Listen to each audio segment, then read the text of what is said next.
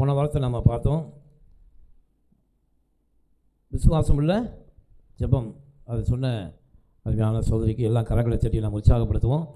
அதனால் வேத வாக்கியங்கள் எல்லாம் தேவன் நம்ம கொடுக்குற பொக்கிஷம். ஆமென். இந்த பொக்கிஷமான வார்த்தைகளை நாம் எந்த அளவுக்கு பத்திரப்படுத்துகிறோமோ, ஆத்மாவிலே நாம் வைக்கிறோமோ, ஆத்மாவிலே அந்த வார்த்தைகள் இருக்கும்போது நம்முடைய ஆத்மா வெளிச்சமாக இருக்கிறது. அல்லேலூயா. வெளிச்சம் உண்டாக கடவுது கர்த்தர் சொன்னார். ஆமென். அப்போ வெளிச்சம் நமக்கு இருக்கும்போது நம்முடைய பாதைகள் நமக்கு என்னவாக இருக்கும்? தெளிவாக இருக்கும். அல்லேலூயா. தேவனுடைய வார்த்தை நம் ஆத்மாவிலே வெளிச்சமாக இருக்கும்போது நாம் நடக்கும் பாதைகள் என்னவாக இருக்கும்? நீதிமானுடைய பாதை நடுப்பகல் வரைக்கும் அதிகமாக பிரகாசிக்கிற சூரிய வெளிச்சத்தை போல இருக்கும் என்று வேதம் சொல்கிறது. அப்போ அதனால தான் தேவனுடைய வார்த்தையை நம்ம என்ன செய்யணும்? ஆத்மாவிலே பாதுகாக்க வேண்டும். எப்படி மாடு நல்லா சாப்பிட்டதுக்கு அப்புறம் வீட்டில் போய் அசை போடுகிறதோ அதே போல் நாம் வீட்டிற்கு போய் தேவன் சொன்ன வார்த்தைகளை அசை போட வேண்டும். ஆமென். ஏனென்றால் வார்த்தைகளை நம்ம கேட்குறோம், ஆத்மாவில் இருக்குது. சாப்பிடுது மாடு, ஆனால் அதை அரைத்து உண்ணும்போது தான் அதனுடைய சத்து என்ன செய்யுது? அந்த மாட்டுக்கு கிடைக்குது, அது பால் தருகிறது. அப்போ அதே போல் தான் தேவனுடைய வார்த்தையை நாம் மனதிலே கேட்டு விட்டு போவது முக்கியம் இல்லை, அதை வீட்டிலே போய் தியானிப்பது ரொம்ப முக்கியம். ஆமென். அதை தியானிக்க வேண்டும். கர்த்தருடைய வார்த்தை ஒன்றுமே தரையில் விழக்கூடாது. வசனத்தை திருடுகிற பிசாசானவன் நம்ம ஆத்மா வீட்டு என்ன செய்யணும்? அதை எடுத்து விடுவான். வீட்டுக்கு போகிறதுக்குள்ளாகவே என்ன செய்யலாம்? அந்த வார்த்தைகளை திருடி விடுகிறான். அப்போ திருடினதுக்கப்புறம் என்ன வந்துடுது? வீட்டுக்கு போகிறதுக்குள்ளே இருளின் ஆதிக்கம் நமக்கு வந்துடுது. அப்போ இருள் இருக்கும்போது ஒரு மனிதனாலே இருட்டுக்குள்ளே எப்படி நடக்க முடியாமல் திணறுகிறானோ அதே வாழ்க்கையிலும் நாம் இருளின் ஆதிக்கத்திலே திணறி கொண்டு இருக்கிறோம். ஆமென். அதனால தான் இந்த இருளை தேவன் என்ன செய்தார்? வெளிச்சம் உண்டா இருள் இருந்தது, ஆனால் ஆதியிலே தேவன் வெளிச்சம் உண்டாக கடவுது என்று சொன்னார். ஆமென். அது வெளிச்சம் என்பது தேவனுடைய வார்த்தை. அந்த வார்த்தையை நாம் தியானிக்கும் போது தியானிக்க எந்த அளவுக்கு நீதிமானுடைய பாதை அப்படின்னா, நடுப்பகலில் சூரியன் எவ்வளவு அதிகமாய் பிரகாசிக்கிறது. அந்த சூரியன் அதிகமாய் பிரகாசிக்கிற அந்த வேளையிலே நீங்கள் நடந்து போனீங்கன்னா கீழே கிடக்கிற எந்த ஒரு சின்ன குண்டூசியாக இருந்தால் கூட நம்ம கண்ணுக்கு என்ன செய்யும்? தெரியும். அதனால தான் அந்த வேத வார்த்தைகளை அவர் மங்கி எறிகிற திரியை அணையாமலும் நெறிந்த நாள் மங்கி எறிகிற திரி. மங்கி எறிகிற திரி என்னதுன்னா வேத வார்த்தைகள் நம்முடைய ஆத்மாவிலே எரியாமல் இருப்பது. அடுப்பு இருக்குது, விறகை கொண்டு என்ன செய்கிறீங்க? அடுப்பில் வைக்கிறீங்க.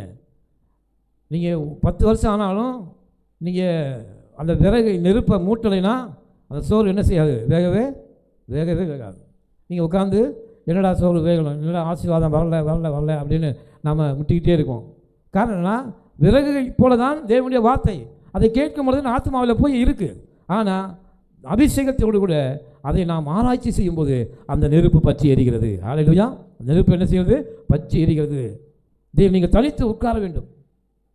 உங்கள் வாழ்க்கை என்ன செய்யணும்? தனித்து உட்கார வேண்டும். இப்போ நீங்கள் ஒவ்வொருவரும் நீங்கள் தனியாக போய் இங்கே கேட்ட வார்த்தைகளை தியானிக்கிற வார்த்தைகளை நீங்கள் தனியாக தியானிக்கும் போது கர்த்தர் உங்களுக்குள்ளே கொழுந்து விட்டு எரிய ஆரம்பிக்கிறார். அல்லேலூயா. தேவன் மனுஷத்திலே பட்சபாதம் உள்ளவர் அல்ல. எல்லாருக்குள்ளும் தேவ ஞானத்தை கர்த்தர் கொடுத்திருக்கிறார். நீங்கள் தனியாக உட்கார்ந்து ஆண்டவர்கிட்ட நீங்கள் கேட்டிங்கன்னா அந்த தேவ வார்த்தைகள் எரிய ஆரம்பிக்கும். அல்லேலூயா. மோசே போனால் அங்கே பாருங்கள், ஒரு செடி எரிந்து கொண்டு இருந்தது. ஆனால் அந்த செடி என்ன ஆகலை? வேகவே இல்லை. ஆனாலும் அந்த செடி எரிந்து கொண்டு இருந்தது. அதுதான் அவனுக்கு ஆச்சரியத்தை கொடுத்தது. அதே போல தான் நமக்குள்ளே தேவன் அக்னியாக இருக்கிறார். அல்லேலூயா. தேவன் எப்படி இருக்கார்? அக்னியாக இருக்கிறார். அப்போ அந்த வார்த்தையை நம்ம ஆத்மாவிலே எந்த அளவுக்கு கேட்குறோமோ, எந்த அளவுக்கு தியானிக்கிறோமோ அந்த அளவுக்கு தேவன் நம்முடைய வாழ்க்கையில் இருக்கிற இருளின் ஆதிக்கங்களை எடுத்துப்படுகிறார். அல்லேலூயா. எடுத்துப்படுறான்னா இருளின் ஆதிக்கங்களை எடுத்துப்படுகிறார். இப்போ இருள் நம்மை சூழாதபடிக்கு நாம் பாதுகாப்பாக இருக்க வேண்டும்னா நமக்கு என்ன வேணும்? வெளிச்சம் வேண்டும். ஆமென். அப்போ அந்த வெளிச்சம் தேவனுடைய வார்த்தையில் இருக்கிறது. அப்போ அந்த தேவனுடைய வார்த்தை நமக்கு வெளிச்சத்தை கொடுத்துதா நாம் செய்கிற எல்லா கையின் பிரயாசங்கள், கைட்டிச்சிற வேலைகள், நம்முடைய எல்லா காரியங்களிலும் கர்த்தருடைய வெளிச்சம் இருக்குமானால் நாம் எல்லாவற்றிலும் ஜெயத்தை கர்த்தர் நமக்கு கொடுக்க முடியும். ஆமென். ஹல்லேலூயா. ஜெயம் எங்கே இருக்கிறது? தேவன்கிட்ட இருக்குது. ஜெயம் கொடுக்கிற தேவன் நமக்குள்ளே வார்த்தையாக இருக்கிறார். நமக்குள்ள என்னவா இருக்காரு? வார்த்தையாக இருக்கிறார். அதனால தான் அந்த ஜெயம் கொடுக்கிற தேவனை இன்றைக்கி நாம் பார்க்க போகிறோம். இருளில் ஆதிக்கங்களை எடுத்து போடணும். வாசிப்போம். யோவான்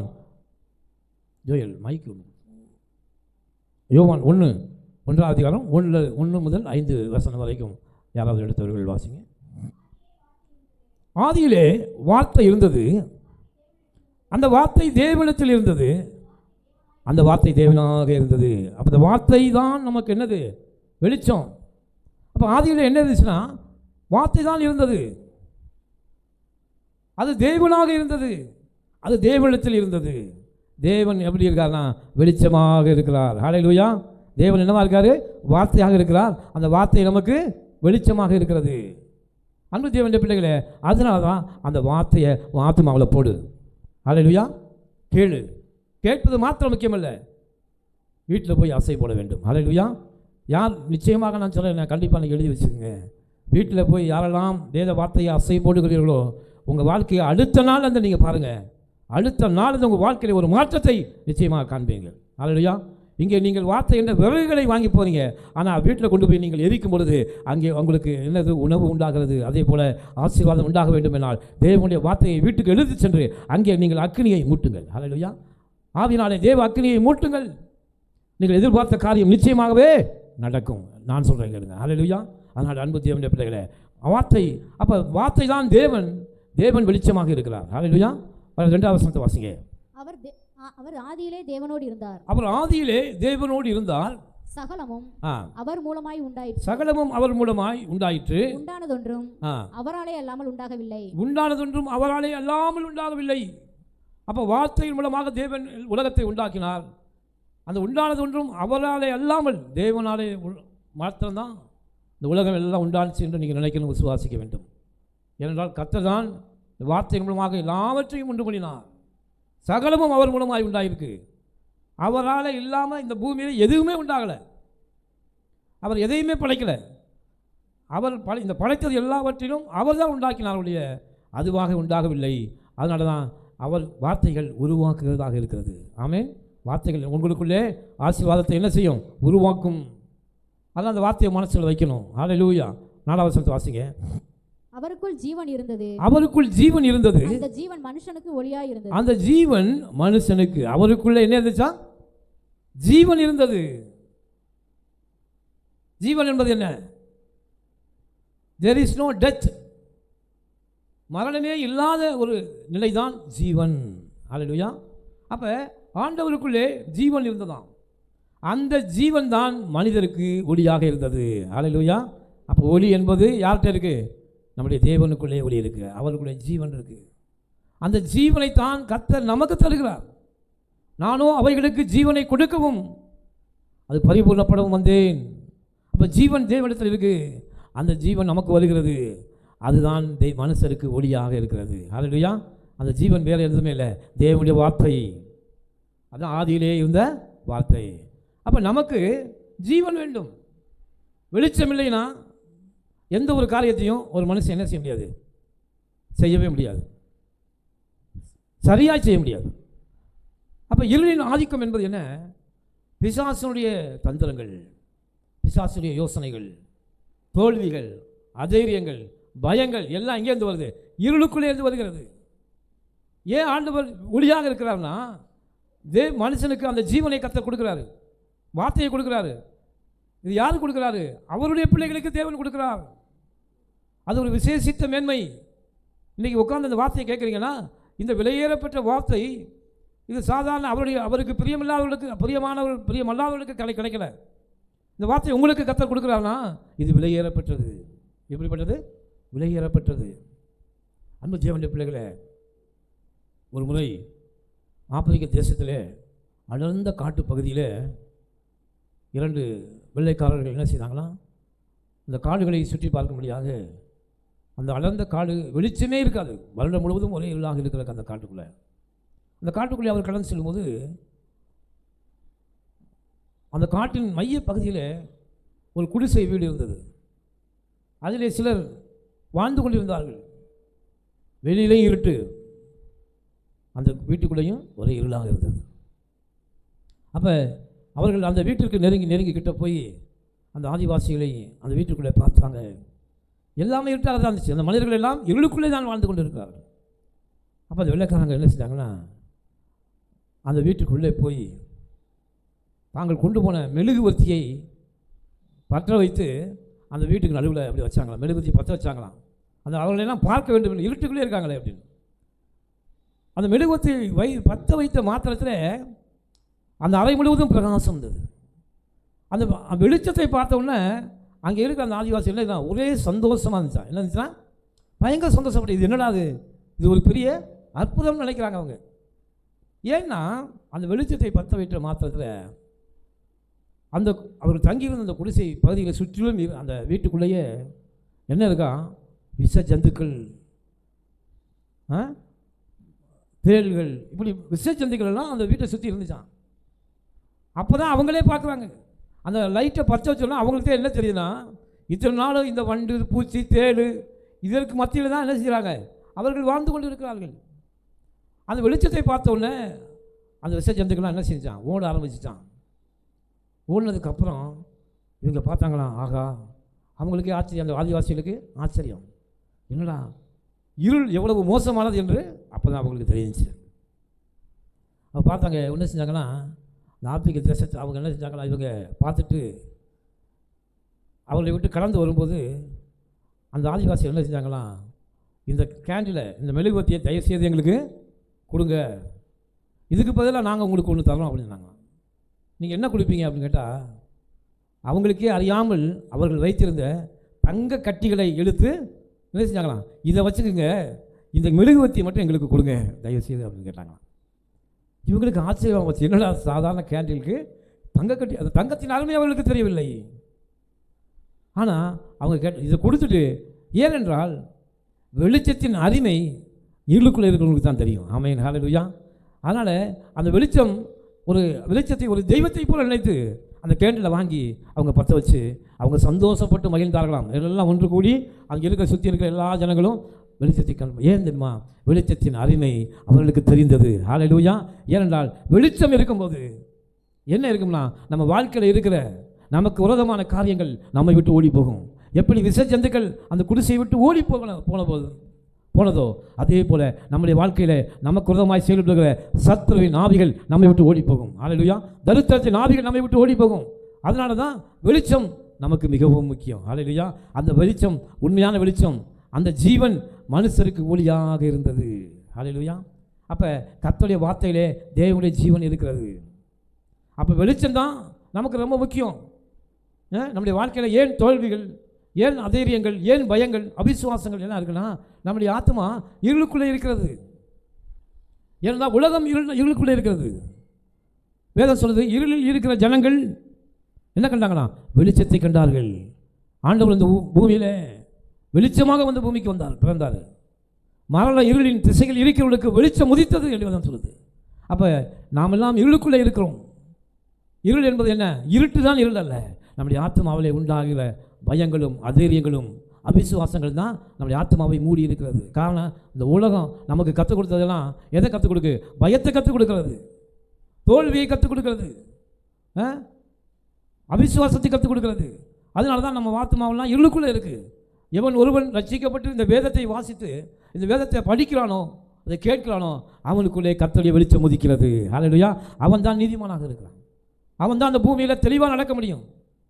இந்த மனுஷர்கள் பூமியில் வாழ்கிறாங்க, ஆனால் அவங்களுக்குள்ளே என்ன இருக்குது, தோல்விகள் தான் இருக்கிறது. ஒரு நாள் அவங்க ஜெயிக்க போகிறதில்லை. ஹல்லேலூயா. ஆனால் தேவன் நம்மேல் வைத்த கிருபையினாலே கர்த்தருடைய வார்த்தையை நமக்கு கொடுத்து வெளிச்சத்தை கர்த்தர் நமக்கு தருகிறார். ஹல்லேலூயா. அந்த வெளிச்சம் நமக்குள்ளே இருக்கும்போது நம்முடைய காரியங்கள் எல்லாம் கர்த்தர் ஜெயத்தை நமக்கு கொடுக்குறோம். ஏனென்றால் நம்ம செய்கிற எல்லா வேலைகளிலும் தெளிவாய் கர்த்தர் நமக்கு நடக்க வைக்கிறார், தெளிவை கொடுக்கிறார். ஏனென்றால் இருள் நம்மை பற்றாது. 5வது வசனத்தை வாசிங்க. அந்த ஒளி இருளிலே பிரகாசிக்கிறது. அந்த ஒளி இருளிலே பிரகாசிக்கிறது, இருளானது அதை பற்றி கொள்ளவில்லை. ஹல்லேலூயா. தேவனுடைய வார்த்தை இருளில் பிரகாசிக்கிறது. இந்த உலகம் இருட்டுக்குள்ளே இருக்கு, நாம் இருளுக்குள்ளே இருக்கிறோம். உலகம் என்பது இருட்டுக்குள்ளே தான் இருக்கு. ஆனால் நமக்குள்ளே என்ன இருக்குன்னா, தேவனுடைய வார்த்தை என்கிற வெளிச்சம் இருக்கிறது. ஹல்லேலூயா. அந்த வெளிச்சம் யாருக்கு இருக்கிறதோ அந்த மனிதரை இருள் பற்றி கொள்ளாது. இருள் என்பது என்ன? இருள் என்பது என்ன? இருள் என்பது பிசாசுடைய கிரியைகள். ஹல்லேலூயா. பிசாசுடைய கிரியைகள் நம்மை பற்றி கொள்ளவே முடியாதுன்னு தான் வேதம் சொல்கிறது. ஏனென்றால் கர்த்தருடைய வார்த்தை என்கிற வெளிச்சம் உங்களுக்குள்ளே இருந்துச்சுன்னா எந்த பிசாசு உங்களோட போராட முடியவே முடியாது. அதான் வேதம், உனக்கு விரோதமாய் உருவாக்கப்படும் எந்த ஆயுதமும் வாய்க்காது. உனக்கு விரோதமாய் ஒரு வழியாய் வருவார்கள், 7 வழியாய் ஓடி போவார்கள். ஆண்டவர் உன்னை தொடுகிற என் கண்மணியை தொடுகிறான். ஆண்டவர் எவ்வளவு இம்பார்ட்டன்ட் கொடுக்குறாருன்னா, யாருக்கு இம்பார்ட்டன்ட் கொடுக்குறாருன்னா தேவ வார்த்தையை பெற்ற நமக்கு கர்த்தர் இந்த பூமியில் இம்பார்ட்டன்ட் கொடுக்குறார். ஹல்லேலூயா. நாம தான் அவருக்கு முக்கியம். ஆண்டவர் என்ன வாக்கு கொடுக்குறாருன்னா, இருள் உன்னை பற்றாது, தீமை உன்னை அணுகாது, பிசாசுடைய கிரியைகள் உனக்குள்ளே நிறைவேறாது, எந்த பலவீனமும் உன்னை அண்டவே அண்டாது. ஹல்லேலூயா. ஏனென்றால் ஆண்டவர் சொல்றார், அவருடைய தழும்புகளால் நீங்கள் குணமானீர்கள். அப்போ கர்த்தருடைய வார்த்தை பாருங்க, அவர் வார்த்தை என்கிற வெளிச்சத்தை அனுதினமும் எப்படி அந்த காலத்தில் நம்ம சிம்னி விளக்கு வச்சுருந்தோமோ, சாயங்காலம் ஆகிட்டா எல்லாத்துக்கும் என்ன வேலை, அந்த சிம்னி விளக்கை அது நன்றாக துடைத்து அது திரியை நசுக்கி விட்டு அதை நன்றாக எரிய வைப்போம். இதே போல தான் நம்முடைய ஆத்மா என்கிற அந்த தீபத்தை தேவனுடைய வார்த்தை என்கிற வெளிச்சத்திலே அனுதினமாக நீங்கள் எரிய விட்டுக்கிட்டே இருந்தீங்கன்னா அவன் செய்வதெல்லாம் வாய்க்கும். ஹல்லேலூயா. எதுன்னு சொல்லுது, கர்த்தருடைய வாசிங்க, சங்கீதம் 1:1 வாசிங்க. துன்மார்க்கருடைய ஆலோசனை நடவாமலும் பாவிகளுடைய வழியில் இல்லாமலும் பரியாசக்கார உட்காரும் இடத்தில் உட்காராமலும் கர்த்தருடைய வேதத்தில் பிரியமாக இருந்து அவருடைய வேதத்தில் தியானமாய் இருக்கிற மனுஷன். கவனிக்க, நோட்டீஸ் பாயிண்ட். வார்த்தையை கேட்கறது முக்கியம் இல்லை, அதை தியானிப்பது ரொம்ப முக்கியம். அதை எப்படி தியானிக்கணும்? ஆண்டவர் சொல்றாரு, நீங்கள் அமர்ந்திருந்து நானே தேவன் என்று அறிந்து கொள்ளுங்கள். நீங்கள் எப்படி அமரணும்? தனியாக உன் அரைக்கதவை பூட்டு என்று கர்த்தர் சொல்றாரு. யாரோட எந்த டச்சும் இருக்கக்கூடாது. தனியாக ஒரு இடத்துக்கு போ, அங்கே போய் உட்காரு. அங்கே உட்கார்ந்து தேவனுடைய வார்த்தையை தியானம் பண்ணு. ஹல்லேலூயா. அப்பொழுது என்ன உண்டாகுதுன்னா, உன் ஆத்மாவிலே பிரகாசம் உண்டாகுது. ஆத்மாவில் என்ன உண்டாகுது? வெளிச்சம். உன்னை சுற்றிலும் வெளிச்சம். அந்த வெளிச்சம் அநேகருக்கு வெளிச்சம். நீங்கள் வெளிச்சமாக இருக்கீங்கன்னா அநேகருக்கு அது வெளிச்சத்தை கொடுக்கும். உன் குடும்பத்துக்கு அது வெளிச்சத்தை கொடுக்கும். உன் பிள்ளைகளுக்கு நீ வெளிச்சமாக இருந்தால் உன் பிள்ளைகள் வெளிச்சமாக இருப்பார்கள். நீங்கள் வெளிச்சமாக இருந்தால் உன்னுடைய சொந்த பந்தங்கள் வெளிச்சமாக இருப்பார்கள். அப்போ சுற்றிலும் பிரகாசிக்கிற ஒரு வைரக்கல்லாக கர்த்தர் உன்னை மாற்ற விரும்புகிறார். ஹல்லேலூயா. ஆண்டவர் முத்திரை மோதிரமாக உன்னை கர்த்தர் மாற்ற விரும்புகிறார். நான் உன்னை முத்திரை மோதிரத்தில் என்ன இருக்கும்? அதில் ஒரு டைமண்ட் இருக்கும். அந்த முத்திரை, அந்த பிரகாசிக்கிற அந்த டைமண்டாக கர்த்தர் உன்னை மாற்ற விரும்புகிறார். அதனால தான் இரவும் பகலும் கர்த்தருடைய பரியாசக்கார உட்காரத்தில் உட்காராத. ஏன் ஆண்டவர் சொல்றாரு? துன்மார்க்கருடைய ஆலோசனை, உலகத்தாருடைய எந்த ஆலோசனையும் கேட்காத. ஆண்டவர்கிட்ட உட்கார்ந்த ஆலோசனை கேளு. ஹல்லேலூயா. இரண்டால் அவர் ஆலோசனை கர்த்தர். உனக்கு ஆலோசனை வேணும்னா பக்கத்து வீட்டுக்காரங்கள்ட்ட போய் அதை கேட்காதீங்க. இதை என்ன செய்யலாம் அப்படின்னு கேட்காதீங்க. அவங்க எதை செய்யக்கூடாதோ அதை செய் என்று சொல்லுவார்கள். பரியாசக்கார உட்கார இடத்துல உட்காராதீங்க. நீ இரவும் பகலும் கர்த்தருடைய வேதத்தில் தியானம் பண்ணிக்கிட்டே இருந்தீங்கன்னா நீ செய்ய வேண்டிய வேலையை கர்த்தர் உனக்காக செய்வார். ஹல்லேலூயா. உனக்கு நீ உட்கார்ந்து கொண்டிருந்து நீ உட்கார்ந்து அநேக ஆசீர்வாதங்களை சுதந்திரிக்கும்படி கர்த்தர் உன்னை வெளிச்சமாக வைப்பார். ஹல்லேலூயா. வெளிச்சமாக வைப்பார். ஆமென். அதனால் ஆண்டவர் சொல்றார், இருள் உன்னை பற்றாது. நீங்கள் வெளிச்சமாக இருந்தால் எந்த வியாதி உன்னை அண்டாது, எந்த பலவீனமும் உன்னை அண்டாது, எந்த வறுமையோ தரித்திரமோ உன்னை வந்து சேரவே சேராது. ஏனால் கர்த்தர் தம்முடைய ஜீவனாகிய வெளிச்சத்தை உனக்கு கொடுத்திருக்கிறார். ஹல்லேலூயா. வெளிச்சத்தை கர்த்தர் தந்திருக்கிறார். அது தேவனுடைய வார்த்தையிலே அந்த வெளிச்சம் இருக்கிறது. ஆமென். அப்போ அந்த வார்த்தையை வாரம் உட்காந்து கேட்கணும். இன்றைக்கி பிரயோஜனத்துக்காக நம்ம கேட்கக்கூடாது. இன்றைக்கி சொன்னாங்க, நான் அநேகர் நினைக்கிறாங்க இன்றைக்கி போகலாம் என்ன, தேவனுடைய வார்த்தை இன்றைக்கி நீ நல்லா இருக்கிறதுக்காக ஆண்டவர் சொல்லலை, இன்னி 4 மாதம் கழித்து நீ நல்லா இருக்கிறதுக்காக கர்த்தர் இன்றைக்கி பேசுவார். அதுதான் விசுவாசம். இப்போ 4 மாதம் 4 வருஷம் கழித்து நீ நல்லா இருக்கணும்னா இன்றைக்கி தேவ வார்த்தையை என்ன செய்யணும்? நீ கேட்கணும். அப்பொழுது அன்றைக்கு தேவன் உனக்கு என்ன செய்வார்? ஆசீர்வாதத்தை கொடுப்பார். அதனால தான் காலத்தை பிரயோஜனப்படுத்திக் கொள்ளுங்கள் அப்படின்னு சொன்னால், காலத்தை ஏன் பிரயோஜனப்படுத்தணும்? இன்றைக்கு நான் தேவனுடைய வார்த்தையை கேட்கும்போது என் பாதைகளை தேவன் சபைப்படுத்துகிறார். நீ நடக்க வேண்டிய வழியை நான் உனக்கு போதித்து நடத்துகிற கர்த்தர் நானே என்று கர்த்தர் சொன்னார். அப்போ ஆண்டவர் இன்றைக்கி தேவ வார்த்தையை கேட்கும்போது 4 மாதம் கழித்து நீ செய்ய போகிற வேலைக்கு கர்த்தர் இன்றைக்கே ஆசீர்வாதத்தை கொடுக்க ஆரம்பிக்கிறார். ஹல்லேலூயா. அதனால தான் நாளைக்கு பார்த்துக்குவோம் அப்படி இருக்காதீங்க. இன்றைக்கு தேவனுடைய வார்த்தையை கேட்டிங்கன்னா நாளைக்கு நீங்கள் நல்லா இருப்பீங்க. ஹல்லேலூயா. அதனால தான் கர்த்தர் இன்றைக்கு உங்களோடு பேசி கொண்டு இருக்கிறார். ஹல்லேலூயா. ஒரு வசனத்தை வாசிப்போம். சங்கீதம் 139:11.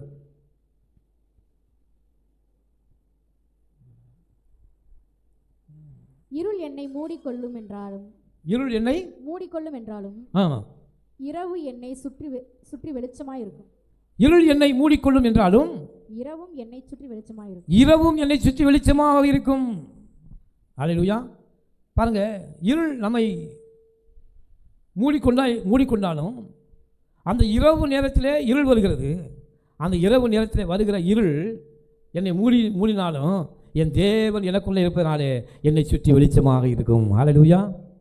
என்னை சுற்றி என்ன இருக்கும்? வெளிச்சம் இருக்கும். ஏனென்றால் தேவனுடைய வார்த்தை எனக்குள்ளே இருக்கிறது. அந்த வார்த்தை எனக்கு வெளிச்சத்தை கொடுக்கும். அந்த இருளாக இருந்தாலும் நான் தேவனுடைய வார்த்தையின் மூலமாக என்ன நடப்பேன்? வெளிச்சத்தில் நான் நடப்பேன். அல்லேலூயா. ஆமென். அப்போ வேதனைகள், பாடுகள், கஷ்டங்கள் இவைதான் உலகம் நமக்கு கொடுக்குற இருள். இந்த இருளின் ஆதிக்கத்தை நான் வெளியேறணும்னா தேவனுடைய வார்த்தை என்கிற வெளிச்சம் நமக்குள்ளே இருக்கணும். அதான் சொல்ல, இரவும் என்னை சுற்றி வெளிச்சமாக இருக்கும். ஏனென்றால் கர்த்தர் எனக்குள்ளே இருக்கிறார். நான் தேவனுடைய ஆலயமாக இருக்கிறேன். அப்போ கர்த்தர் நமக்கு என்ன கொடுக்குறாரு? வெளிச்சத்தை கொடுக்குறார். இரவாக இருந்தாலும் பரவாயில்ல, கர்த்தர் எனக்கு வெளிச்சமாக இருக்கிறார். 3 வருஷத்தை வாசிங்க. ஏசாயா 62 வாசிங்க. இதோ இருள் பூமியையும் காரிருள் ஜனங்களையும் மூடும். ஆனாலும் உன்மேல் கர்த்தர் உதிப்பார். அவருடைய மகிமை உன்மேல் காணப்படும். அல்லேலூயா. அவருடைய மகிமை உன்மேல். ஏசாயா 62. நம்மேல் கர்த்தர் என்ன செய்வாராம்? உதிப்பார். அவருடைய மகிமை நம்மேல், மகிமையான எல்லாவற்றின் மேலும் காவல் உண்டாயிருக்கும். அப்போ கர்த்தருடைய வார்த்தை நமக்கு என்ன கொடுக்கணும்? தேவனுடைய மகிமையை நமக்கு கொண்டு வருது. உங்களை சுற்றிலும் ஒரு வெளிச்சம் எப்போதே இருந்து கொண்டு இருக்கு. கவனம், நீங்கள் பாருங்க, கவனமாக கேளுங்க. இதோ இருள் பூமியை மூடும், காரிருள் ஜனங்களை மூடும்.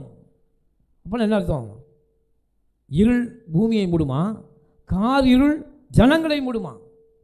இன்னைக்கு உலகம் பாருங்க, இருளுக்குள்ளே இருக்கிறது. அவங்க செய்கிற எல்லாம் நீங்கள் பேப்பர் எடுத்து வாட்சி பார்த்தீங்கன்னா அவங்க செய்கிற காரியங்கள்லாம் இருளின் ஆதிக்கம், பிசாசுடைய கிரியைகளை தான் அவங்க செய்கிறாங்க. அந்த காலத்தின் கிரியைகளை செய்கிறாங்க. ஆனால் ஆண்டவர் சொல்றாரு, ஆனாலும் நீ அந்த பூமியில் இருக்க, அநேக ஜனங்கள் இருளுக்குள்ளே இருக்காங்க. ஆனாலும் கர்த்தருடைய பிள்ளையாகிய உன்மேல் கர்த்தர் உதிப்பார். கரங்களை தட்டி கர்த்தர் கண்டே செலுத்துவோம். அல்லேலூயா. என் மேல் கர்த்தர் உதிப்பார். சொல்லுங்க, நான் நடப்பேன், சீராய் நடப்பேன். எந்த பலவீனமும் வியாதியும் எனக்கு, எந்த தோல்வியும் எனக்கு வரவே வராது. ஏனால் கர்த்தருடைய வார்த்தை என்கிற வெளிச்சம் எனக்குள்ளே உதிக்கும். அவருடைய மகிமை உன்மேல் காணப்படும். மகிமைனா என்னது? உன்னை சுற்றி ஒரு ஒளி வட்டம் என்றைக்குமே இருக்கும். அந்த வெளிச்சத்தை மீறி எந்த பிசாசும் உன்னை என்ன செய்ய முடியாது? தொட முடியாது. கர்த்தருடைய பிள்ளைகளுக்கு ஆண்டவர் எவ்வளவு வார்த்தையின் மூலமாக எவ்வளவு நன்மையை கொடுக்குறாரு பாருங்க. அதனால தான் இந்த வார்த்தையினுடைய முக்கியத்துவத்தை நம்ம தெரிஞ்சு கொள்ளணும். ஏதோ இங்கே ஞாயிற்றுக்கிழமை பிரசங்கம் பண்ணுறோம், இதை கேட்கணுங்கிற கட்டாயத்தில் அல்ல. என் வாழ்க்கையில் நான் முன்னேறணும், நான் நல்லா இருக்கணும், என் பிள்ளைகள் நல்லா இருக்கணும், அப்படி என்கிற ஆவலோட தேவனுடைய வார்த்தையை நாம் கேட்டு அதை அசைப்பட வேண்டும். அல்லேலூயா. அதனால தான் கர்த்தர் நமக்கு அவருடைய மகிமையை நமக்கு கொடுக்கிறார். அந்த மகிமையின் ஐஸ்வர்யம் நமக்குள்ளே இருக்கிறது. அது மகிமையை கர்த்தர் நமக்கு கொடுப்பார். அல்லேலூயா. பாருங்கள், கர்த்தர் நமக்கு மேலே உதிப்பார். 1 யோவான் 2:8. 1 யோவான் 2:8.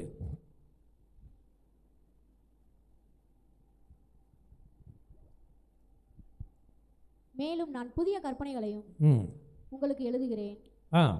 இது அவருக்குள்ளும் உங்களுக்குள்ளும் மெய்யாய் இருக்கிறது. ஏனென்றால் இருள் நீங்கி போகிறது, மெய்யான ஒளி இப்பொழுது பிரகாசிக்கிறது. மெய்யான ஒளி. அல்லேலூயா. இப்போ நமக்குள்ள என்ன இருக்கு? மேலும் நான் புதிய கற்பனையும் உங்களுக்கு எழுதுகிறேன் பவுல் எழுதுகிறார்கள். இது அவருக்குள்ளும் உங்களுக்குள்ளும் மெய்யாய் இருக்கிறது. ஏனென்றால் இருள் நீங்கி போகிறது, மெய்யான ஒளி இப்பொழுது பிரகாசிக்கிறது. அல்லேலூயா. யாருக்கெல்லாம் தேவனுடைய வார்த்தை இருக்கோ அவங்களுக்குள்ள மெய்யான ஒளி இருக்கு. இந்த உலகத்தின் ஒளி அல்ல. இந்த லைட் இருக்கு பாருங்க, இது உலகத்தின் ஒளி. இது நாமளாக அந்த ஒளியை என்ன செய்யறோம்? உண்டாக்கிக்கிட்டோம். ஆனால் மெய்யான ஒளி என்பது என்ன? தேவனுடைய வார்த்தையிலே மூலமாக கர்த்தர் ஆத்மாவிலே கொடுக்குற யோசனை, அதுதான் மெய்யான ஒளி. இது நமக்குள்ளே பிரகாசிக்கணும். அல்லேலூயா. இது நமக்குள்ளே பிரகாசிக்கணும். அது தேவனுடைய வார்த்தையின் மூலமாக அந்த ஒளி பிரகாசிக்கிறது. அதனால தான் ஆண்டவர் சொல்றார், உன் கையின் பிரயாசங்களை நான் ஆசீர்வதிப்பேன், நீ கையிட்டு சில வேலைகளை நான் ஆசீர்வதிப்பேன். ஆண்டவர் எவ்வளோ இம்பார்ட்டன்ட் நமக்கு முக்கியத்துவம் கொடுக்குறாரு பாருங்க. தேவ வார்த்தையை பெற்ற ஜனங்கள் தேவனுடைய புத்திரர் என்று எண்ணப்படுவார்களே. நாமெல்லாம் தேவனுடைய பிள்ளைகளாக இருக்கிறோம். அந்த தேவனுடைய பிள்ளைகள் இருளின் அதிகாரத்தில் இருந்து நீங்களாகி கர்த்தர் மீட்டுக் கொள்கிறார். ஹல்லேலூயா. 3 வசனத்தை வாசிங்க. ஏசாயா 59:9 வாசிங்க.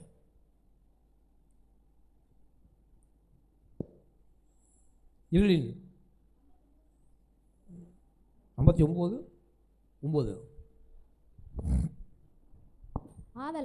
ஆதலால் நியாயம் எங்களுக்கு தூரமாய் இருக்கிறது, நியாயம் எங்களுக்கு தூரமாக இருக்கிறது, நீதி எங்களை தொடர்ந்து பிடிக்காது, நீதி எங்களை தொடர்ந்து பிடிக்காது. வெளிச்சத்துக்கு காத்திருந்தோம்,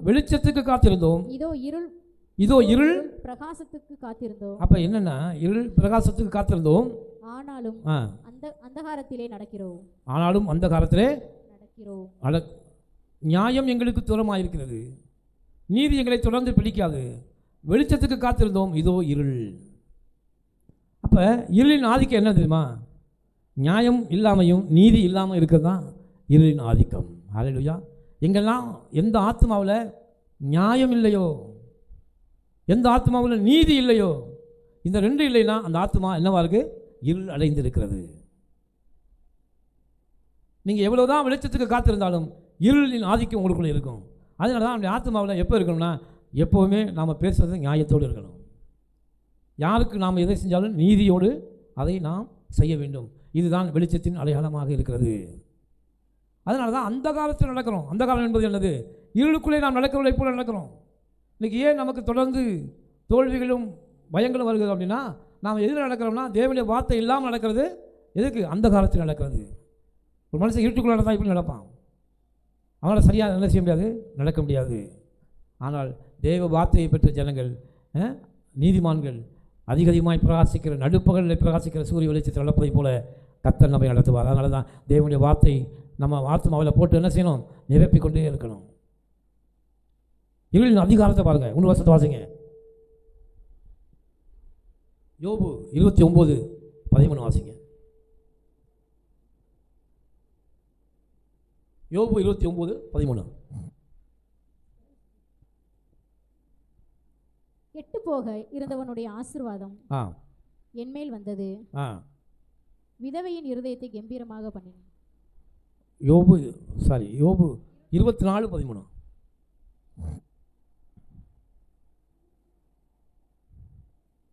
அவர்கள் வெளிச்சத்துக்கு விரோதமாக நடக்கிறவர்களின் கூட்டத்தால், 13. அவர்கள் வெளிச்சத்துக்கு விரோதமாய் நடக்கிறவர்களின் கூட்டத்தால் அவர்கள் அவருடைய வழிகளை அறியாமலும் அவருடைய பாதைகளில் தரிக்காமலும் இருக்கிறார்கள். ஹல்லேலூயா. அப்போ வெளிச்சத்துக்கு விரோதமாக நடக்கிறவங்க யாரு?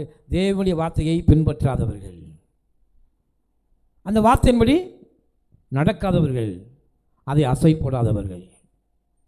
இவங்க தான் தேவனுக்கு விரோதமான நடக்கிறாங்க. ஏன்னா ஒன்று நம்முடைய வாழ்க்கையில் ஆத்மாவில் வெளிச்சம் இருக்கணும், இல்லைன்னா இருள் இருக்கும். ஆண்டவர் என்ன செஞ்சார்? வெளிச்சம் உண்டாகிறது என்று சொன்னார்.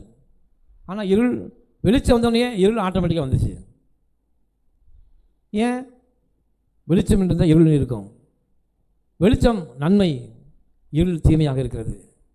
அப்போ இருளின் ஆதிக்கம் என்பது பிசாசுடைய ஆதிக்கம். அவன் இருளுக்குள்ளே தான் இருப்பான், வெளிச்சத்துக்கு அவன் ஒரு நாளும் வரமாட்டான். அதே போல் கர்த்தருடைய பிள்ளைகள் ஒரு நாளும் என்ன செய்யக்கூடாது? இருளுக்குள்ளே போகக்கூடாது, வெளிச்சத்துக்குள்ளே தான் வாழணும். அந்த வெளிச்சம் என்பது என்ன?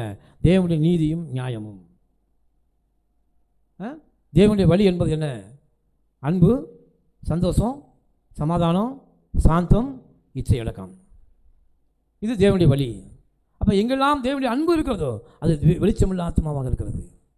மனித அபிமானம் இருக்கிறது, மக்களை நேசிக்கிற மனது, அதுதான் வெளிச்சம்.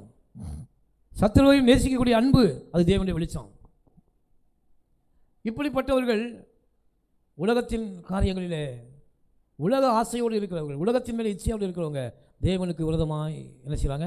நடக்கிறவர்களாக, தேவனுடைய விரோதமாக நடக்கிற கூட்டத்தார் என்று வேதம் சொல்லுகிறது. யோபு சொல்ல பாருங்க, அவர்கள் வெளிச்சத்துக்கு விரோதமாக நடக்கிறவர்கள். அப்போ நாம் ஒரு நாள் வெளிச்சத்துக்கு விரோதமாக நடக்கக்கூடாது. நம்முடைய வாழ்க்கையில் என்றைக்கும் கர்த்தருடைய பிள்ளைகள் வெளிச்சத்தின் பிள்ளைகளாக இருக்கணும். ஆணையிட்டு நஷ்டம் வந்தாலும், நமக்கு நஷ்டமே வந்தாலும் பரவாயில்ல, நான் என் தேவனுடைய வார்த்தையின்படி நான் நடப்பேன். ஹல்லேலூயா.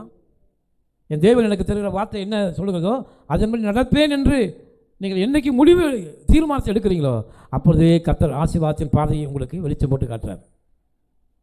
நீ வா, நீ என்னுடைய பிள்ளை. நீ நீ நீ நடக்க வேண்டிய பாதை எந்த பாதையில்? ராஜ பாதை, நீதிமானுடைய பாதை எங்கே போகும்? ஆசீர்வாதத்துக்கு நேராக போகும். பிசாசனுடைய பாதை எங்கே கொண்டு போகும்? பாதாளத்தை கொண்டு போய் விடும். கடைசியில் அங்கே மரணம் தான் இருக்கும். அதனால தான் நம்முடைய பாதை எப்படி இருக்குன்னு நாம் ஆராய்ச்சி பண்ணணும். நாம் என்ன செய்யணும்? ஆண்டவரே, என் வாயின் வார்த்தைகளும் என் இருதயத்தின் தியானமும் எப்படி இருக்குது? அனுதினமும் நம்ம என்ன செய்யணும்? ஆண்டவர்கிட்ட நம்மளை ஒப்பு கொடுத்து ஜெபம் பண்ணணும். ஆண்டவரே, இன்றைய பொழுது என்னுடைய வாழ்க்கை எப்படி இருந்துச்சு? என்னுடைய வார்த்தையினாலே யாரையாவது நான் காயப்படுத்தியிருக்கலாம், என்னுடைய செய்கைகளினாலே நான் யாரையாவது காயப்படுத்தியிருக்கலாம், இல்லை யாருக்கு பாதிப்பு உண்டாகும்படி நான் நடந்திருக்கிறேனா? என்னால் யாரும் பாதிக்கப்பட்டார்களா? நான் எதையாவது தீமையாய் விதைத்திருக்கிறேனா? இப்படி ஒரு மனிதன் தன்னுடைய ஆத்மாவில் பேசி அதை தியானம் பண்ணி அதை தேவ வார்த்தையை கொண்டு கழுவி அனுதினமும் தேவ ரட்சிப்பை பெற்றுக்கொண்டு நடக்கிறவன் ஒரு நாளும் தீமைக்குள் போகவே மாட்டான். இருள் அவனை பற்றாது.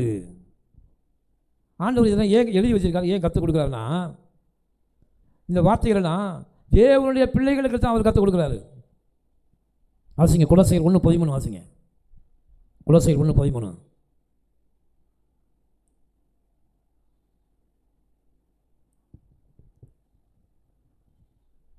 கொலோசையர் 1:13. இருளின் அதிகாரத்தினின்று நம்மை விடுதலையாக்கி அந்த அன்பின் குமாரனுடைய ராஜ்யத்தில் உட்படுத்தினவருமாய் இருக்கிற பிதாவை ஸ்தோத்திரிக்கிறேன். ஹல்லேலூயா. ஆண்டவர் எப்படி நமக்கு என்ன கொடுத்திருக்காருன்னா, இருளின் ராஜ்யத்தில் இருந்து நம்ம என்ன செஞ்சிருக்காராம்? தம் அன்பின் குமாரனுடைய ராஜ்யத்துக்கு நம்மை அழைத்து வந்திருக்கிறார். ஆண்டவர் சொல்றார், எவன் மேல் இரக்கமாயிருக்க சித்தமாயிருப்பேனோ அவன் மேல் நான் இரக்கமாயிருப்பேன். அவருடைய கிருபை உங்கள் மேலே இருந்ததுனால கர்த்தர் உங்களை அழைத்து தன்னுடைய வார்த்தை என்கிற வெளிச்சத்தை இப்போ கொடுத்துட்டு இருக்காரு. ஹல்லேலூயா.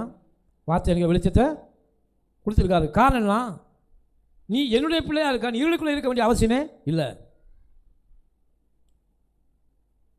இப்போ இந்த சமயத்தில் யாரும் வரலை அப்படின்னா, வராதவனை குறித்து நம்ம கவலைப்படுங்கிற அவசியமே.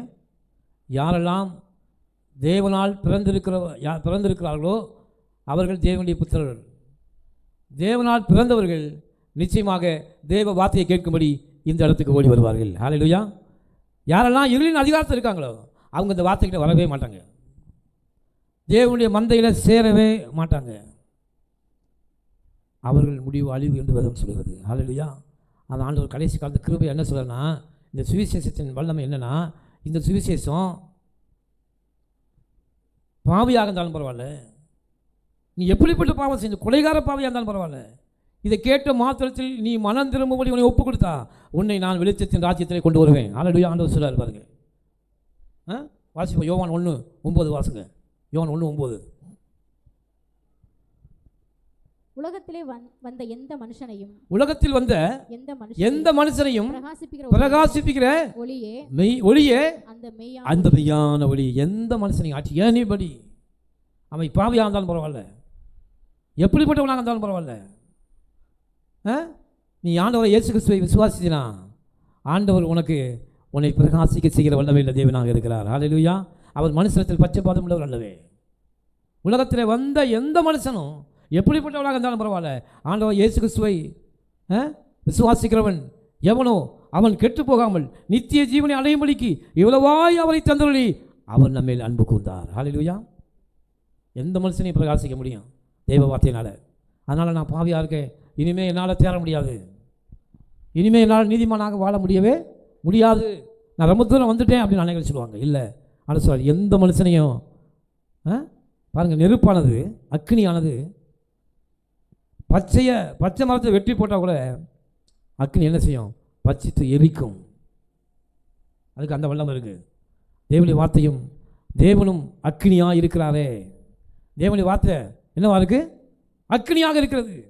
அந்த அக்னியான வார்த்தைகள் எலும்பை என்ன செய்கிறது? எரிய பண்ணுகிறது என்று வேதம் சொல்லுது. அப்போ வெளிச்சம் என்பது நம்முடைய வாழ்க்கையில் மிகவும் முக்கியம். நம்ம தேவனை அல்லாமல் உலகத்தில் எந்த ஒரு பெரிய காரியத்தையும் நம்மளால் சாதிக்க முடியவே முடியாது. அது மெய்யான வெற்றியும் இருக்காது. ஆனால் கர்த்தருடைய வார்த்தை ஜெயமோ கர்த்தரால் வரும். ஹல்லேலூயா. யுத்த நாளுக்காக குதிரைகள் ஆயத்தப்படுத்தப்படும், ஜெயமோ கர்த்தரால் வரும். காரணம் என்னவென்றா, விளையச் செய்கிறவர் கர்த்தர். வெற்றி யாரிடம் இருக்கு? தேவன்கிட்ட இருக்குது. அதனால ஆண்டவர் சொல்றாரு, உலகத்தில் வந்த எந்த மனுஷனை என்னால் பிரகாசிக்க முடியும். அதனால் யாரும் எனக்கு அது இல்லை இது கவலைப்பட வேண்டாம். அல்லேலூயா. பாருங்கள், நீதிமானுடைய வழி எப்படி இருக்குன்னா, சங்கீதம் 119 105 வாசிங்க. சங்கீதம் 119 105.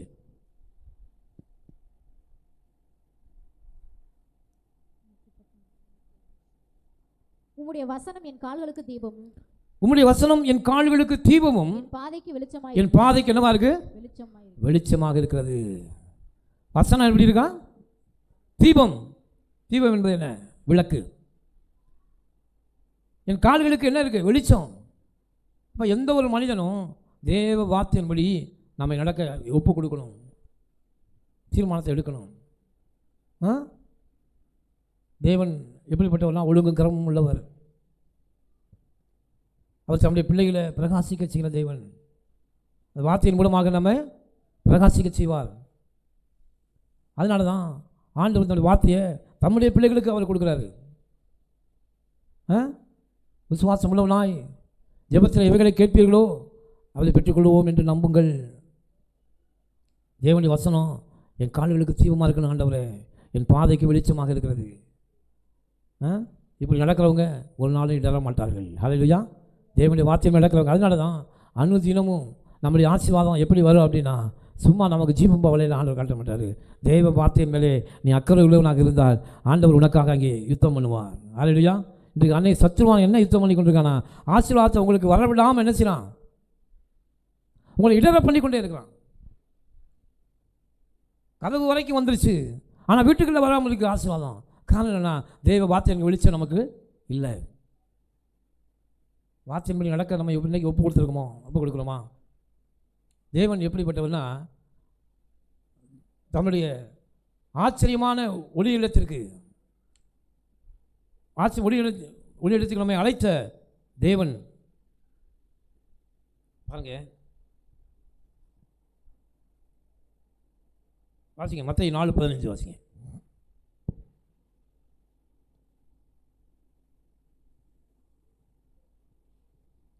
இருளில் இருக்கும் ஜனங்கள், இருளில் இருக்கிற ஜனங்கள் பெரிய வெளிச்சத்தை கண்டார்கள். பெரிய வெளிச்சத்தை கண்டார்கள். மரண இருளின் திசையில் இருக்கிறவர்களுக்கு வெளிச்சம் உதித்தது. ஹல்லேலூயா. மரண இருள் என்பது என்னது? இருளிலே ஒரு வகை இருக்கிறது, அது மரண இருள். இருள் என்பது என்ன? மரணம் என்பது என்ன அர்த்தம் தெரியுமா உங்களுக்கு? என்று கண்களை விட்டு வெளிச்சம் நீங்கி போகிறதோ அப்பொழுது மனிதன் மரணிக்கிறான். நம்முடைய ஆத்மா இருளுக்குள்ளே கலந்து போவதுதான் மரணம். இருளுக்குள்ளே போவதுதான் மரணம். அப்போ இருளுக்குள்ளே நாம் பூமியில் உயிரோடு இருக்கும்போது இருளுக்குள்ளே இருக்கிறோம். மரணிக்கும் போது நம்முடைய கண்களில் இருக்கிற வெளிச்சம் என்ன செய்யுது? போகிறது. என்றைக்கு கண்களில் விழித்து இந்த உலகத்தை பார்க்கிறோம் அப்பொழுது அவனுக்கு ஜீவன் இருக்கிறது. அந்த வெளிச்சம் போனதுக்கப்புறம் அவன் ஆட்டோமேட்டிக்காக ஆத்மா இதுக்குள்ளே போய் இருளுக்குள்ளே போகிறது. ஆனால் தேவனுடைய வார்த்தை என்ன சொல்லுது அப்படின்னா, என் ஆத்மா தேவ வார்த்தையினாலே நிறைந்திருந்தால் என் ஆத்மாவுக்கு ஒரு நாள் இருள் வரவே வராது, இருள் அவனை பற்றாது. உங்கள் மரணத்துக்கு அப்புறமும் கூட உங்கள் ஆத்மாவை இருளுக்குள்ளே போகாது. ஹல்லேலூயா. அது வெளிச்சத்துக்குள்ளே தான் போகும். எங்கே போகும்? வெளிச்சத்தை நோக்கி தான் அது போய்கொண்டே இருக்கும். தன்னுடைய பயணத்தை போய்கொண்டே இருக்கும். நம்முடைய தூதர்கள் என்ன செய்வாங்கன்னா, வெளிச்சத்தை நோக்கி எங்கே தேடினாங்கன்னா நம்ம வெளிச்சமாக இருந்தால் கண்டுபிடிச்சி நம்மளை கூட்டிகிட்டு போயிடுவாங்க. பரலோகத்தின் தூதர்கள். வெளிச்சம் இல்லைன்னா எங்கே போவோம்? அதனால தான் இருளில் இருக்கும் ஜனங்கள் வெளிச்சத்தை கண்டார்கள், மரண இருளின் திசையில் இருக்கிறவர்களுக்கு வெளிச்சம் உதித்தது. ஹல்லேலூயா. வெளிச்சம் வேறு எதுவும் இல்லை, வார்த்தை தான் தேவன். ஆமென். ஹல்லேலூயா. கர்த்தர் உங்களுக்கு எவ்வளோ பெரிய சாக்கியத்தை வச்சுருக்காரு பாருங்க. இந்த பூமியில் ஐஸ்வர்யத்தை சம்பாதிக்கிற ஞானமும் பலனும் யார்கிட்ட வருது? கர்த்தருடைய வார்த்தையில் தான் வருது. கர்த்தருடைய வார்த்தையில் தான். நீ எதை சம்பாதித்தாலும் ஞானத்தை சம்பாதி. சாலமோன் எழுதுறான். என்ன எழுதுறான்? நீ எதை சம்பாதிக்கிறியோ அது முக்கியம் இல்லை. நீ கோடி கோடியாய் பணம் சம்பாதித்தாலும் ஞானம் இல்லைன்னா அந்த பணத்தை வச்சு உன்னால் மேனேஜ் பண்ண முடியாது. கர்த்தருடைய ஆசீர்வாதமே ஐஸ்வர்யத்தை தரும். ஆனால் சாலமோன் சொல்கிறான், ஆண்டவர்கிட்ட என்ன கேட்டேன் அப்படின்னா, எனக்கு ஞானத்தை கொடுங்க, ஜனங்களை நடத்துவதற்கான அறிவை எனக்கு கொடுங்கப்பா. ஆண்டவர் சொன்னார், நீ உனக்கு நீண்ட ஆயுளை கேட்காமலும் ஐஸ்வர்யத்தை கேட்காமலும் ஞானத்தை கேட்ட பத்தியா? ஞானம் என்ன தெரியுமா? தேவனுடைய வார்த்தை. ஹல்லேலூயா. அப்போ ஆண்டவர் சாலமோனுக்கு ஞானத்தை கொடுக்கும்போது அப்போ ஞானத்தை வச்சு எப்படி அவன் காசாக்கலாம்? அந்த ஞானம் வந்த உடனே சாலமோன் என்ன செய்ய தெரியுமா, தன் அரண்மனையை தங்கத்தினாலே அழகாக கட்டினானாம். எப்படி கட்டினா? அநேகர் பார்த்து ஆச்சரியப்படத்தக்க வகையில் அரண்மனையை கட்டினான். தன் வேலைக்காரர்களை அழைத்து அவர்களுக்கு சீருடையை கொடுத்தான். முதல்ல வேலைக்காரர்களுக்கு சீருடை கொடுத்தது யார்? சாலமன் ராஜா தான். எல்லாவற்றையும் ஞானம் இருப்பதனாலே ஒழுங்குகிறவமாக செஞ்சான். இதை உலகத்தில் அந்த ராஜாக்கள்லாம் என்ன பண்ணாங்கன்னா, நீ ராஜாவா எப்படி நடக்கணும்னு ட்ரைனிங் எடுக்கணும்னா நீ எங்கே போகணும் தெரியுமா? சாலமன் ராஜாவை போய் பாரு. அவன் எப்படி இந்த நாட்டை ஆட்சி செய்கிறான், அவன் தேவன் தந்த ஞானத்தை வச்சு எவ்வளோ அழகாக செய்கிறான், அவனை போய் நீ பார்த்தீங்கன்னா நீ கற்றுக்கலாம், நீ ஒரு நாட்டுக்கு ராஜாவாகும்படி. இப்படித்தான் அநேக ராஜாக்கள் சாலமோனை தேடி வந்தாங்க. வந்த ராஜாக்கள்லாம் சும்மா வெறுங்கையோடு வர மாட்டாங்க. எப்படி வர மாட்டாங்க? வெறுங்கையாக வர மாட்டாங்க. தங்க கட்டிகளை கொண்டு வந்து சாலமோனுடைய பாதத்திலே வைத்தார்கள். காரணம் அவனுக்குள்ள என்ன ஞானம் இருந்துச்சு, கத்தளை வெளிச்சம் உங்களுக்குள்ள இருந்துச்சுன்னா ஆண்டவர் உங்கள் காலடியிலே பொக்கிஷத்தை கொண்டு வந்து கொட்டுவாருங்க. இது நிச்சயம் நடக்கும். கரங்களை செட்டி கத்தருக்கு நன்றி செலுத்துங்க. ஹல்லேலூயா. நான் ஓடி உழைப்பதற்கான ஆள் இல்லை, நான் என்னுடைய ஞானத்தை வைத்து ஐஸ்வர்யத்தை எனக்குள்ளே நான் வரவழைக்கிற பேர்சன். ஹல்லேலூயா. என்னிடத்துலேருந்து என்ன செய்வோம்? ஆசீர்வாதம் என்னை விரட்டி கொண்டு வந்து என் மேல் குதித்து என்னை முந்தி கொண்டு போகும். ஏனென்றால் எனக்கு என்ன, தேவன் தந்த ஞானம், தேவன் தந்த வார்த்தை எனக்குள்ளே வெளிச்சமாக இருக்கிறது. அந்த வெளிச்சத்தை வச்சு எப்படி சாலமோன் தன்னை ஞானத்தை வைத்து அவன் செய்த வேலைகளை பார்க்க அநேக ராஜாக்கள் அவன் பாதத்தில் கோடி கோடிய தங்கத்தையும் வெள்ளியையும் பொன்னையும் கொட்டினாங்க. வெள்ளியெலாம் அவன் காலத்தில் ஒரு பொருட்டாக நினைக்கவே இல்லையா, மழையாக கூச்சி வச்சுருந்தான் தங்கத்தை. சாலமோன் ராஜாவை போல ப்ராஸ்பரிட்டியான கிங் இன்னும் இது வரைக்கும் இனிமேல் பிறக்க போகிறது இல்லையா, இனிமேல் நடக்க போதில்லை. அந்தளவுக்கு ஐஸ்வர்யமுள்ள ராஜா யார்? சாலமோன். அவன் ஏன் இவ்வளவு ப்ராஸ்பரிட்டியாக இருந்தான்னா, தேவன் அவனுக்கு கொடுத்த ஞானம். ஹல்லேலூயா. அதான் அவன் எழுதுனா, நீ என்னத்தை சம்பாதித்தாலும் ஞானத்தை சம்பாதி, ஆண்டவற்றை ஞானத்தை கேளியா. அந்த ஞானம் அன்றைக்கு இல்லை, இன்றைக்கி நம்ம கையில் இந்த ஞானமாக இருக்கிறது. ஹல்லேலூயா. ஒருத்தர் சொன்னார், ஒரு பெரிய கோடீஸ்வரன் சொன்னார், பில்லியனர். அவர் சொன்னார், என் சொத்தை பூரா நீ எடுத்துக்க, எல்லாத்தையும் எடுத்துக்க, நான் கவலைப்படவே மாட்டேன். ஆனால் ஒன்று மட்டும் செய்ய, என் கையில் இந்த வேத புத்தகத்தை கொடு. ஹல்லேலூயா. நான் இழந்த சொத்துக்களை திரும்ப ரெட்டிப்பாக நான் பெற்றுக்கொள்வேன் என்று சொன்னார். ஹல்லேலூயா. அந்த ப்ராஸ்பரிட்டியான வேத எழுத்துக்கள் கர்த்தர் உங்கள் கையில் கொடுத்துருக்காரு. ஆமென். இதை வைத்து, இந்த ஞானத்தை வைத்து நீங்கள் ஞானமாய் வாழ முடியலைன்னா கர்த்தர் ஒன்றும் செய்யவே முடியாது. ஹல்லேலூயா. ஒன்றும் என்ன செய்ய முடியாது, செய்ய முடியாது. ஆண்டவரை வச்சுக்கிட்டு உள்ளே ஆண்டவர் சொன்னார். அன்னைக்கு சாலமோனுக்கு வெளியே இருந்து சொன்னார். இன்றைக்கு ஆண்டவர் சொன்னார், நானே நீங்கள் தேவனுடைய ஆலயம், உனக்குள்ளே நான் இருக்கிறேன். இந்த பொக்கிஷத்தை மண்பாண்டங்களிலே பெற்றீர்களே, இந்த மண்பாண்டத்தில் தேவன் நமக்குள்ளே வாசம் பண்ணுகிறார். இங்கே வெளிச்சம் இருக்குது. எப்படி வெளிச்சத்தை நோக்கி வீட்டில் பூச்சிகள் ஓடி வருகிறதோ, அதே போல் உனக்குள்ளே வெளிச்சத்தை கண்டு ராஜாக்கள் உன்னிடத்தில் நடந்து வருவார்கள். ஹல்லேலூயா. ஆண்டவர் சொல்றாரு, நீ பிரபுக்களோடும் ராஜாக்களோடும் நீ உட்காருவாய் என்று கர்த்தர் சொல்றார். ஹல்லேலூயா. அப்படிப்பட்ட மகிமையுள்ள வார்த்தையை தான் கர்த்தர் நமக்கு தந்திருக்கிறார். இந்த வார்த்தையை வச்சுக்கிட்டு நாம் ஞானமாய் வாழ முடியலைன்னா யார்கிட்ட மிஸ்டேக்? நம்மள்ட்ட மிஸ்டேக் இருக்குது. ஹல்லேலூயா. ஆசீர்வாதம் இல்லைன்னா ஆண்டவர் ஆசீர்வாதமாக எனக்கு என்ன கொடுத்துருக்காரு? என்ன கொடுத்துருக்காரு? வேதத்தை கொடுத்துருக்கிறார். கொடுத்துருக்காரு, கொடுக்கலையா? பாருங்கள், அந்த காலத்தில் ஆண்டனா வச்சுருப்போம். அந்த ஆண்டனாவை சரியான திசையில் வச்சா என்ன செய்யும்? டிவியில் தெளிவாக படம் கொடுக்கும். எல்லாத்துக்கும் அந்த அனுபவம் இருக்குன்னு நினைக்கிறேன். அந்த காலத்தில் டிவி ஆண்டனா வச்சு பார்த்துருக்கேன். அடிக்கடி போய் திருப்பி விட்டுக்கிட்டே இருப்போம். அப்போ படம் பிக்சர் க்ளீனாக விழுகும். அப்போ நீங்கள் ஆண்டனாவை திருப்பாமல் படம் தெரியலைன்னா சன் டிவி இன்றைக்கி அடைச்சிட்டாங்களா அப்படின்னு நீங்கள் சொல்ல முடியுமா? ஒளிபரப்பே இல்லை இன்றைக்கி. ஏன்னா என்னுடைய டிவியில் சன் டிவி தெரியல அப்படின்னா சன் டிவியில் எந்த பிரச்சனையும் இல்லை, அவன் உலகம் பூரா ஒளிபரப்பிட்டு இருக்கான். நீ உன்னுடைய பிக்சரை சரியாக வைக்கலை, உன் ஆண்டனாவை சரியாக வைக்கலை. அப்போ தேவனுடைய வார்த்தை என்கிற மகிமையை என்னை கனம் பண்ணுவதை நான் கனம் பண்ணுவேன். எந்த அளவுக்கு உன் உள்ளத்தில் தேவ வார்த்தைக்கு நீ மதிப்பு கொடுக்குறாயோ அந்த அளவுக்கு மகிமை உண்மையில் உதிக்கும் என்று கர்த்தர் சொல்றார். இருள் உன்னை பற்றவே பற்றாது. ஆமென். அதனால் அன்பு தேவனுடைய பிள்ளைகளை, வார்த்தையை கேட்டுட்டு மட்டும் போகாதீங்க. நான் சொல்ல வார்த்தை மட்டுமல்ல, நீங்கள் வேத புத்தகத்தை ஆணிதரம் எடுத்து அதை தியானியுங்கள். ஹல்லேலூயா. வெளிச்சத்தை கூட்டுங்க. அக்கினி எந்த அளவுக்கு பற்றி எரிகிறதோ, ஹல்லேலூயா, அதனால் அக்கினி பற்றி எரியும் பொழுது எந்த தீமையும் உன்கிட்ட நெருங்காது. எந்த விஷப்பூச்சியும் உன்கிட்ட நெருங்கவே.